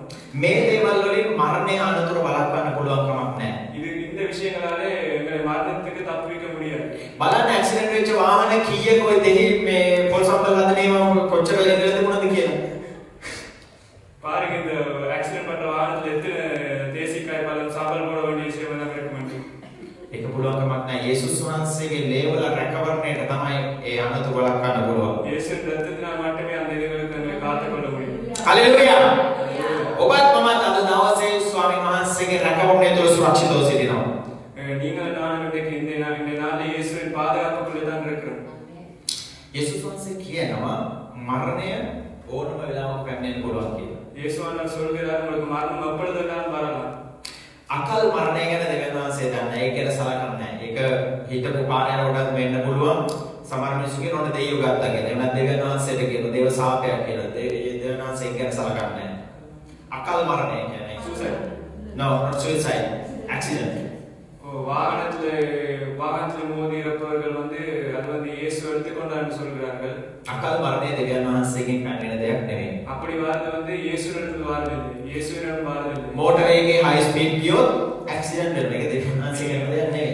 நீங்க ஹைவேல ஸ்பீட் லிமிட் தாண்டி போனா உங்களுக்கு ஆக்சிடென்ட் ஆகும். அது இயேசுவை செய்யற ஒரு விஷயம் இது. මොනවා හරි කියලා දැන් safety instruction follow කරන්නේ නැතුව drive කරනවා නම් අනතුරක් වෙන්න පුළුවන්. நீங்க ஹெல்த் அண்ட் சேஃப்டி இன்ஸ்ட்ரக்ஷனை பின்பற்றி ஓடாவிட்டால் உங்களுக்கு அப்படி ஆபத்து வரும். ලස්සන දෙයක් තියෙනවා. දෙවියන් වහන්සේගේ වැඩේ කරන මනුෂ්‍යයාගේ ආයුෂ වැඩි කියලා කියනවා. ஒரு நல்ல விஷயம் இருக்கிறது. இது இயேசுவின் காரியத்தை செய்யற மனுஷர்களுக்கு ஆயுசு நாட்களை கூட்டி கொடுப்பேன்னு சொல்லியிருக்கிறார். ඒ කියන්නේ දෙවියන් වහන්සේගේ සේවයේ නිරත වෙන මනුෂ්‍යයාගේ ආයුෂ වැඩි. இயேசுவின் சேவை செய்யற ஊழியக்காரர்களுக்கோ மனுஷனுக்கோ ஆயுசை கூட்டி கொடுப்பேன்னு சொல்லியிருக்கிறார். ඒ කියන්නේ ලේසියෙන් මැරෙන්නේ නැහැ. ඒ මරණය පෝස්ට්පෝන් කරලා දෙන්නේ. அவங்க இளவலை மறைக்க மாட்டார்கள். அவங்க மரணமான தள்ளி போடப்பட்டிருக்கிறது. ඒ වගේම වෙද සාක්ෂික මරණය කියන දේ දෙවියන් වහන්සේ දකින දෙයක්. වෙද සාක්ෂික මරණය කියන්නේ ඒ දෙවියන් වහන්සේ උදෙසා දේව සේවය වෙනුවෙන් මරණයටපත් වීම. இயேசுக்காக மரித்தது இந்த இரத்த பலியாக ஆக்கள் எல்லாம் அந்த இயேசுக்காக மரித்தவர்கள் எல்லாம் இயேசு காண்கிறார். මරණයට අපි බය නැහැ. மரணத்துக்கு எங்களுக்கு பயம் இல்லை. යේසුස් වහන්සේ මරණයට මුහුණ දුන්නා. යේසුවාන වනතික මුව கொடுத்தார். දැන් අපි මැරෙන යන මිනිස්සෙකුට ඒ මිනිස්සේ ජීවිතේ ඉඳලා යාඥා කරනවා යේසුස් වහන්සේගේ නාමයෙන් සුව වෙන්න ඕන කිව්වම ඒක රිසීව් කරගත්ත මේ මිනිස්යාගේ ලෙඩ කොහේ යනවද දන්නේ නැහැ. මේ මිනිස්යා ICU එකේ හිටියත් ඒ මිනිස්යාට නැවත ජීවය ලැබෙනවා. இப்போ அந்த ICU ல இருக்கிற ஒரு சீரியஸ் கிரிட்டிக்கல் கண்டிஷன்ல இருக்கிற நான் ஜெபித்தால் இயேசு நாமத்தில் சொல்லி ஜெபித்து அந்த வார்த்தையை அவர் தன் இதயத்துக்குள் பெற்றுக்கொண்டால் அந்த வருத்தம் அங்க போகுதுன்னு தெரியுது. තරුණයෙක් සුයිසයිඩ් කරගන්න වස විරුවා. ඊට පස්සේ දැන් මේ වස විරුවට පොයිසන් එක ගත්තට පස්සේ මේ ඇතුළ බර්න් වෙනවා. ගෑස්ට්‍රයිස් ආපේ පිච්චෙනවා. යා අන්තිමට අම්මා ඇදෙන්නිවත් තියා අම්මට කිව්වා අම්මේ මාව බේර ගන්න කියලා ICU එකේ දැඩි සත්කාරයේ ඉද්දී ஒரு வாலிபர் வந்து மரண சூசைட் பண்ணிக்கொள்ளும்படி விஷத்தை குடித்தார். அது அவருக்கு எரிய ஸ்டார்ட் பண்ணிட்டு பிறகு ICU ல வந்து அம்மா வந்து ஒரு விசுவாசி சோ அவங்கள கேட்டுக்கிற அம்மா என்னை காப்பாத்துங்க. අම්මා අහුවා මම ඔබ බේර ගන්න කිරිකොට්ටෙන්ද කියලා. කිරිකොට්ට කියන්නේ කිරිකොට්ට කියලා කියන්නේ ඒක මේ අපි පෙනේ ඒ කියන්නේ මොකද ෆිල්ටර් කරන්නේ TT පොට් நான் இந்த தெரியல வழியில காப்பாத்துறது அம்மா கேட்டுக்கிட்டேன். මමත් ඒකේ වර්ඩ් එක දන්නේ නැහැ. සෝරි.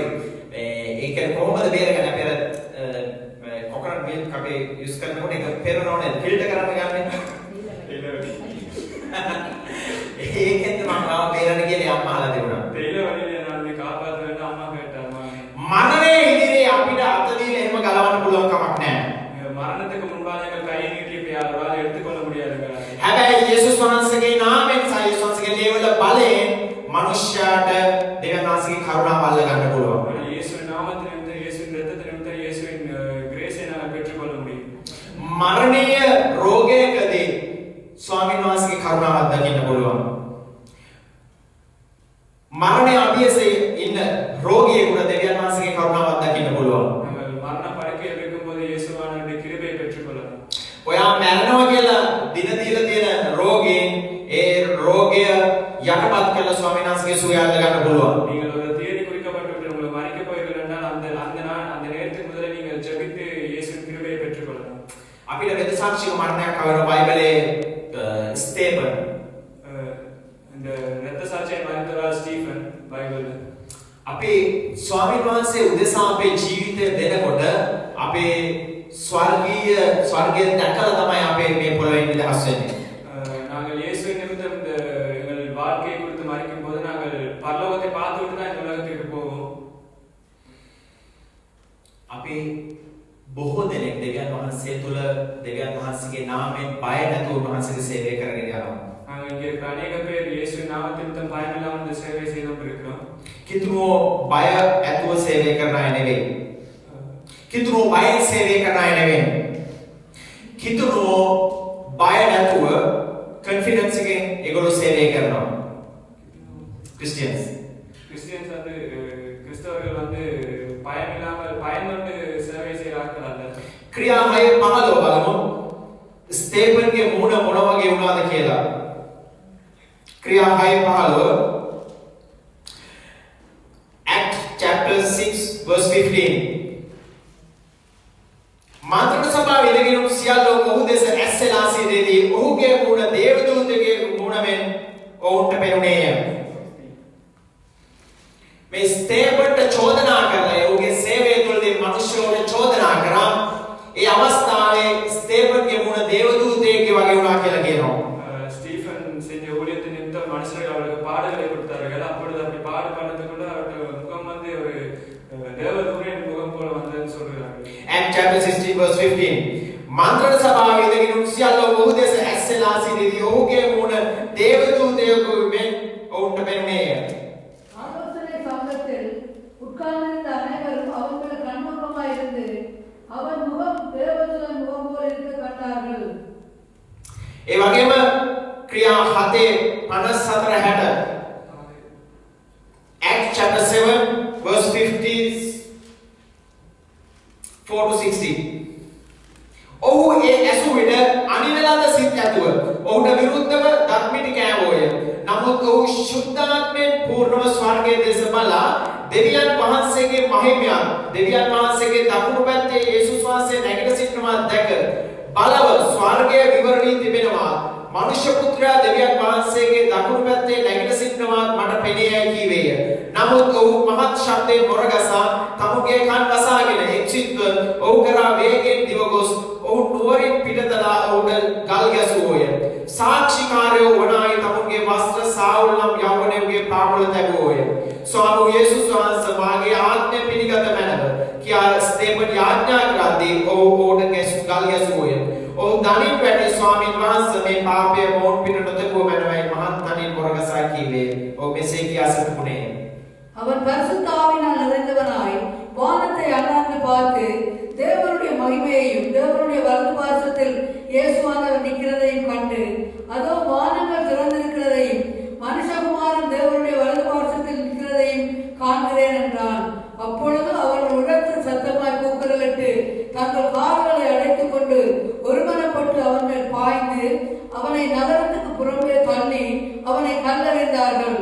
சாட்சிக்காரர் தன் வஸ்திரங்களை கலட்டி சவுல் எனப்பட்ட ஒரு வாலிபனுடைய பாதத்தருகே வைத்தார்கள். அப்பொழுது கர்த்தராகிய இயேசுவே என் ஆவியை ஏற்றுக்கொள்ளும் என்று ஸ்தேவான் தொழுகையில் அவனை கல்லறிந்தார்கள். அவனோ முழங்கால் படியிட்டு, ஆண்டவரே, இவர்கள் மேல் இந்த பாவத்தை சுமத்தாதிரும் என்று மிகுந்த சத்தமிட்டு சொன்னான். இப்படி சொல்லி நித்திரை அடைந்தான். මනුෂ්‍යෝ කිතුමෝ භෞතිකව මරන්න හැදුවට ඒක වෙන්නේ නැහැ. மனுஷனாகிய நாங்கள் கிறிஸ்டியன்ஸ் வந்து பிசிக்கலி டெத் කරන්න බෑ. நாங்களே மரணத்துக்கு ஒப்பு கொடுக்க முடியாதுங்க. ඒක ටෝටල් ඒක සම්පූර්ණයෙන්ම මනුෂ්‍යව විනාශ කරන්න බෑ. முற்றுமுழுதாக மனுஷனை மாற்ற முடியாது. මේ ස්තේපන් කියන්නේ ස්වාමීන් වහන්සේගේ ගෝලේ. ஸ்டீஃபன் என்ற ஒரு டிசைபிள் ஆண்டவர். යේසුස් වහන්සේගේ සාක්ෂිකාරයෙක්. இயேசுவானோட சாட்சி சொல்றாரு. ස්තේපන් මරණය විද සාක්ෂික මරණයකින්. ஸ்டீஃபன் மரித்த வந்து ஒரு இரத்த சாட்சியாக. මිනිස්සු හිතුවා ස්තේපන්ව මරලා මේ சாட்சியை නැති කරන්න. மனுஷர்கள் நினைத்தார்கள் இவரை மரித்த இந்த சாட்சியை அழித்துக் கொள்வது. මිනිස්සු බලනවා දවසේ කිතුමුන්ට හානි කරලා මේ සුභාරංචිය නැති කරන්න. ඒක කරන්න බෑ. மனுஷர்கள் பார்க்கிறார்கள் கிறிஸ்டியன்ஸ்களை அழித்து இந்த வசனத்தை போவிடாமல் பண்றதுக்கான முடியாது. යේසුස් වහන්සේගේ මරණය ඉඳලා අද දක්වාම කිතුමුව ජීවිත පූජා කරගෙන සිටිනවා. இயேசுவானவர் மரணத்திலிருந்து இன்று வரைக்கும் எங்கள் வாழ்க்கையில இயேசுவானவரை தேடிக்கொண்டு தான் இருக்கிறோம். ඒ හැම පූජාවකම හැම මරණයකින්ම දේව සේවයේ වර්ධනයක් තමයි වෙන්නේ. அந்த ஒவ்வொரு மரணத்திலும் சரி ஒவ்வொரு விஷயத்திலும் சரி அது தேவனுடைய நாமம் மகிமைப்படுறது தான் இருக்கு. මේ අවුරුදු කීපයක් ජීවත් වෙන මේ පොඩි එකෙන් අපිව අයින් කරාට අපිව සදාකාලික ගිනි විලයට ඒ අයට හෙලන්න පුළුවන් කමක් නැහැ. எங்களை இந்த எங்களை உலக ரீதியான சரீரத்தை அவங்க மறைத்துக் கொள்ளாம முடியாது. நாங்கள் உள்ளான ஆத்மாவை வந்து அவங்களை செய்ய முடியாது. අපිට සදාකාලික ජීවනයේ තියෙන සෙනඟක්.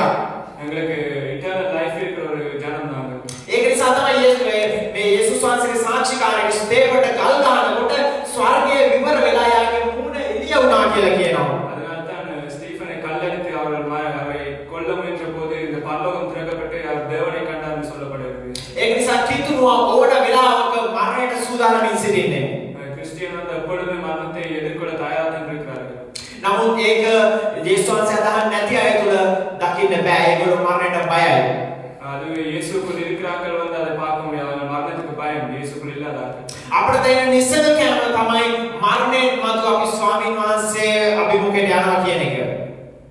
මරණයෙන් පස්සේ අපි ස්වාමීන් වහන්සේ මුණ ගැසෙන්න යනවා. எங்களுக்கு தெரிந்த விஷயம் வந்து நான் மரணத்துக்கு பிறகு இயேசுவானவரை பார்ப்போம் என்று. ඒ වගේ ඇදහිල්ලක ස්තේපන් සිටිය නිසා තමයි යාට යේසුස් වහන්සේ උදෙසා ජීවිතය දෙන්න පුළුවන් වුණේ.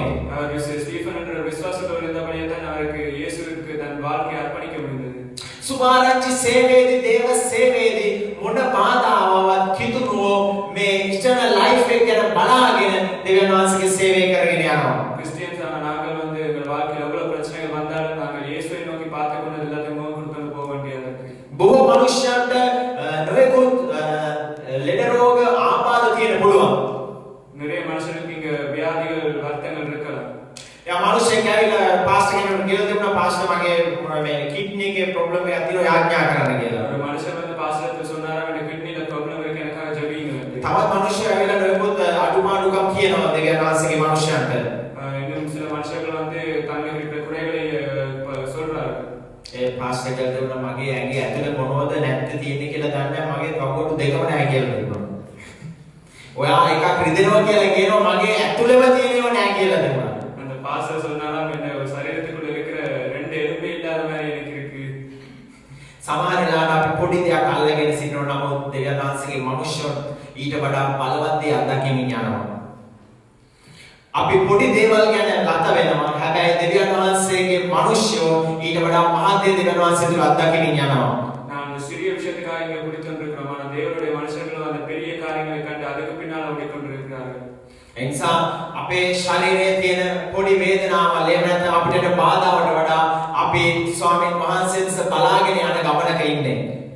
அதுக்கு நாங்கள் சரீரத்தில் வர பிரச்சனைகளோடு நான் இயேசுவை நோக்கி பார்த்துட்டு போகிற ஆட்களா இருக்க வேண்டும். ස්තේපන්ට ගල් ගහනකොට යාට වද වෙනකොට යා නුවරින් පිටට දානකොට යා එපා කියලා ප්‍රතික්ෂේප කරේ නෑ. යා ඒකට මුහුණ දුන්නා. ஸ்டேஃபனை கல்லெடுத்து அவரை கொல்ல முயன்ற போது அவர் தன்னால் முடியவில்லை என்று விலகி ஓடவில்லை. அவர் அதை ஃபேஸ் பண்ணினார். යේසුස් වහන්සේ සාවුල්ව මරණින් නැගිට්ටේවා කොරු ඇවිද්දේවා ඒ අවුරුදු ගණන් හිටිය රෝගීන් සුව කරා අන්ධයන්ට පෙනීම දුන්නා. மரணத்திலிருந்து இயேசுவானவர் உயிர்த்தெழுந்தார். நடக்க முடியாத நடக்க பண்ணினார். එසේ කළ යේසුස් වහන්සේට මරණයට යනකම් මරන්න ගෙනියන බැටළුවෙක් වගේ අහිංසකව කීකරුව මරණයට ගමන් කරා. அதெல்லாம் செய்து இயேசுவானவர் அவர் மரணத்தை ஃபேஸ் பண்ணார். ஒரு ஆட்டுக்குட்டியை இழுத்துட்டு போறது போல அதை ஃபேஸ் பண்ணினார். ඒ ජීවිතය පූජා කරේ ඒ අමිල ලේ කුරුසේ වැගිරෙව්වේ ඔබෙත් මගෙත් පාපේ උදෙසා. நாங்கள் செய்த பாவங்கள் நிமித்தமே அந்த சுத்தமான இரத்தத்தை எங்களுக்காக சிந்தினார். අපිට සදාකාලික ජීවනයට යන්න තියෙන මාර්ගයටයි උන්වහන්සේ ඒ මිල ගෙව්වේ. நாங்கள் இந்த இயேசுவிடத்தில் போய் சேர வேண்டும் என்று தான் எங்களுக்காக அந்த கடனை அவர் அடைத்தார். அவர் உயிரை கொடுத்து. අපි බලමු ගීතාවලියේ 56:13 මොකක්ද කතා කරන්නේ කියලා. சங்கீதம் 55 அதிகாரம் 13 வசனத்தை பார்ப்போம். එතන අපේ ආත්මික මරණය ගැන කතා කරනවා.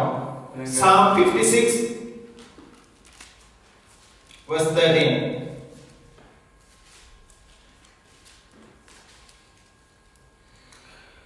මන්දිසාද ඔබ මාගේ ප්‍රාණය මරණයෙන් මිදුසේක. මා ජීවතුන් පිළිබඳ එළියෙහි දෙවියන් වහන්සේ ඉදිරිපිට හැසිරෙන පිණිස ඔබ මාගේ පාද පැකිලීමෙන් නොවැළැක්වූසේක්ද. நான் தேவனுக்கு முன்பாக ஜீவனுள்ளவருடைய வெளிச்சத்திலே நடக்கும்படி நீர் என் ஆத்துமாவை மரணத்துக்கும் என் கால்களை இடர்களுக்கும் தப்புவியாதிருப்பீரோ. මෙතන කියනවා ස්වාමීන් වහන්සේ අපිව සදාකාලික ගිනිවිලෙන් සදාකාලික මරණයෙන් උන්වහන්සේ අපිව බේරගෙන උන්වහන්සේ අභිමුඛයට යන්න සූදානම් කරා කියලා. சொல்லப்பட்டிருக்கிறது இயேசுவானவர் எங்களை இந்த எரியின் ட்ரக்கடிக்க மங்கள் அந்த பெரிய பெரிய அந்த கொடியான காரியத்துக்கு உங்களை விலக்கி காத்துக் கொண்டிருக்கிறார். මේ මරණය කියන්නේ මක්නිසාද ඔබ මාගේ ප්‍රාණය මරණයෙන් මිදුසේක. මා ජීවතුන් පිළිබඳ එළියෙහි දෙවියන් වහන්සේ ඉදිරිපිට හැසිරෙන පිණිස. ඒ කියන්නේ අපේ හෙල්ලෙගේ නිරේ මරණයෙන් දෙවෙනි මරණයෙන් යේසුස් වහන්සේ අපිව නිදහස් කරා ස්වාමීන් වහන්සේ සමුගවන පිණිස. நாங்கள் நரகத்துக்கு போகாதபடி இயேசுவானவர் எங்களை காத்துக் கொண்டார். நாங்கள் பரலோகத்துக்கு போய் இயேசு தேவனோடு இருக்க வேண்டும். ඒක නිසා අද දවසේ අපි මරණය එක එක විදිහට අත්දකිනවා. මිනිස්සු අකාල මරණ වලටපත් වෙනවා. මිනිස්සු ජීවිත නැති කරගන්නවා. මේ මරණය කිතුනුව දකින්නේ ඒ මරණයට මුහුණ දෙන්න ඕන. අපි ස්වාමීන් වහන්සේ දීලා තියෙන ආයුෂ මේ පොළොවේ අපි ජීවත් වෙන ඔය ආයුෂ තුල இந்த நாட்களில் நாங்கள் பார்க்கிறோம் அநேக ஜனங்கள் ஒரு விதமாய் மரித்துக் கொண்டிருக்கிறார்கள். ஆனால் நாங்கள் கிறிஸ்டியன்ஸ் நாங்கள் அதை பார்த்துக் கொண்டிருக்கிறோம். நாங்கள் ஒரு நாள் மரணத்தை சந்திக்க வேண்டி வரும். අපේ සටන තියෙන්නේ මේ සදාකාලික ගිනිවිලෙන් බේරෙන්නා වූ මරණයත් එක්ක. எங்களுக்கு எவ்வளவு இருக்கிறது இந்த நரகத்திலிருந்து எங்களை விலக்கி காத்துக் கொள்வதற்கு. යේසුස් වහන්සේ මරණය පරාජය කළා. இயேசுவானவர் மரணத்தை ஜெயித்தார். ඒ වගේම උන්වහන්සේ අපිට සදාකාලික ජීවනයට යන මාර්ගයක් විවෘත කළා. எங்களுக்கு இட்டர்னல் லைஃபுக்கு போறதுக்கான பாதையும் காட்டி இருந்தார். අද දවසේ ඔබත් මමත් ස්වාමීන් වහන්සේගේ සේවය තුළ මරණ බය නැති සෙනගක්ව සිටිනවා. நான் இந்த நாளில் நீங்கள் நானும் இயேசுவின் சேவை நிமித்தம் நாங்கள் மரணத்துக்கு பயப்படாத ஜனங்களாய் வாழ்ந்து இருக்கிறோம். ඒ නිසා දානියෙල් සිංහගුහාට වැටෙන මොහොතේ ස්වාමීන් වහන්සේ ගැන බලාගෙන සිටියා. டானியல் வந்து சிங்கத்தின் குகையில் போகும்போது அவர் இயேசுவை பார்த்துக் கொண்டிருந்தார். ශබ්ද පෙස කඩෙන්නකෝ ගින්නට දාන මොහොතේ ස්වාමීන් වහන්සේ ගැන බලාගෙන සිටියා. ஷாத்ராக் மேஷாக் ஆபேத்நேகோ அக்கினியில் போடும்போது அவங்க இயேசுவானவர் பார்த்துக் கொண்டிருந்தார்கள். ඒ මරණය නෙවෙයි අපේ මරණය. ඒකට අපිට බයක් නැහැ. இந்த மரணம் இல்லை எங்கள் மரணம். அதனித்து நான் பயப்பட தேவையில்லை. අපි සටන් කරන්නේ සදාකාලික ගිනිවිලෙන් අපිව විනාශ කරන්නේ නම් මරණයට විරුද්ධව. நாங்கள் எங்களை காத்துக்கொள்ள வேண்டியது இந்த பாதாளத்தின் மரணத்துக்கு மட்டுமே. ඒ මරණයෙන් තමයි අපි ජය ගන්න අවසරයක් අප සිටින්නේ. அந்த மரணத்தை தான் நாங்கள் வெற்றி பெற வேண்டும். අපි නැගී සිටිමු. හලෙලූයා. චිරවන පියාණනේ ඔබ වහන්සේ අද දවසේ ස්වාමීනි ඒ මරණය ස්වාමීනි සැරිසරනවා ස්වාමීනි. ඒ අකල් මරණය ස්වාමීනි